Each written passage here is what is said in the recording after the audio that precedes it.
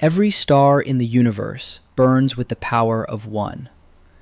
Every nuclear weapon in our arsenal threatens with the power of the other. Fusion and fission. They are the twin titans of nuclear physics.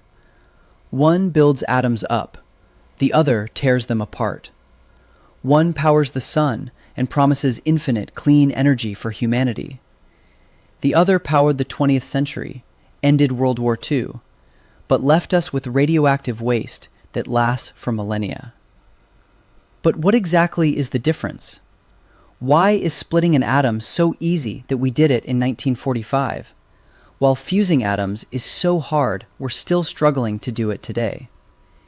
In this video, we're going to break down the physics, the history, and the future of the two most powerful reactions in the cosmos.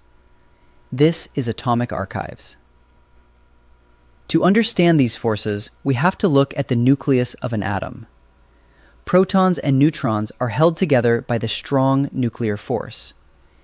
It is the strongest force in nature, but it has a very short range.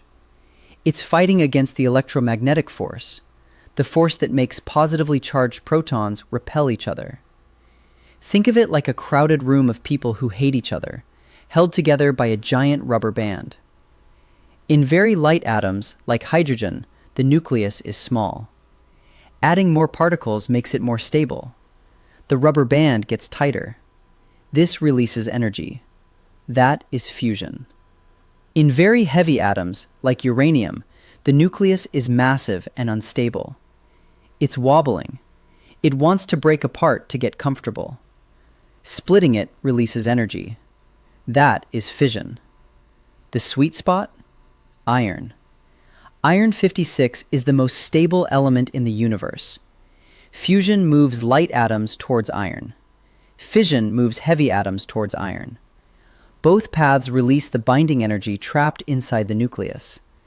And that energy is calculated by Einstein's famous equation, E equals mc squared. A tiny amount of mass is lost in the process, converted into pure, raw power. Let's start with fission, the breaker of worlds. The concept is terrifyingly simple. You take a heavy, unstable isotope, usually uranium-235 or plutonium-239. You fire a neutron at it, a tiny subatomic bullet. When the neutron hits the uranium nucleus, it doesn't just bounce off, it gets absorbed. For a brief moment, it becomes uranium-236. But this arrangement is violently unstable. The nucleus splits into two smaller atoms, like krypton and barium, and releases massive heat. But here is the key. It also shoots out 2 or 3 new neutrons. If those new neutrons hit other uranium atoms, they split too. 1 becomes 2, 2 become 4, 4 become 8. This is the chain reaction. If you let it run wild, you get the atomic bomb. If you control it with neutron-absorbing control rods, you get a nuclear power plant. We mastered this technology in less than a decade during the 1940s. It is energy dense.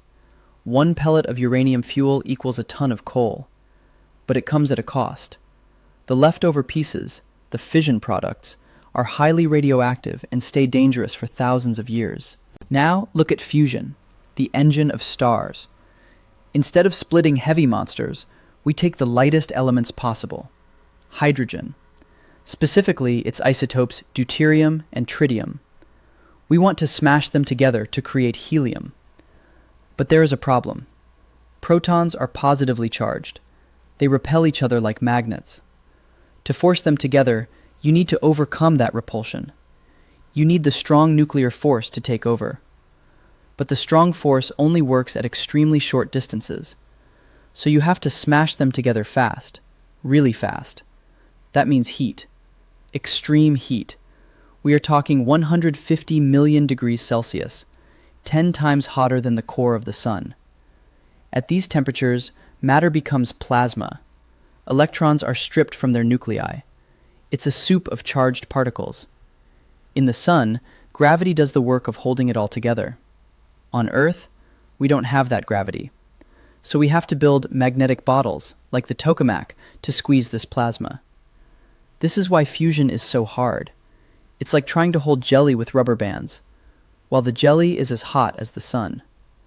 But the reward? The fuel comes from seawater and lithium. It is abundant. There is no risk of runaway meltdown. If the machine breaks, the plasma just cools down and stops. And the waste? It's mostly helium. Safe, non-toxic helium. The only radioactive part is the machine walls, which are manageable compared to fission waste. So, who wins? Let's look at the stats. Energy density. Fusion releases 4 times more energy per kilogram than fission. It is the king of efficiency. Technology readiness. Fission is mature. It provides 10% of the world's electricity today. Fusion is still experimental. We haven't yet reached the point where we get more energy out than we put in for commercial use. Safety. Fission carries the risk of meltdown. Think Chernobyl or Fukushima, though modern designs are very safe. Fusion has zero meltdown risk. It is physically impossible for a fusion reactor to blow up like a bomb. Waste. Fission leaves us with high-level waste storage challenges. Fusion waste is low-level and recyclable within 100 years. For the last 80 years, we have lived in the age of fission. It showed us the power of the atom, for better and for worse. But the future lies in fusion. Comparing the two is like comparing fire to electricity. One was the discovery that changed history. The other is the mastery that will define our future. We are building stars on Earth. It is the hardest engineering challenge humanity has ever faced. But when we solve it, energy will never be the same again. Subscribe to Atomic Archives to follow that journey. This is Atomic Archives.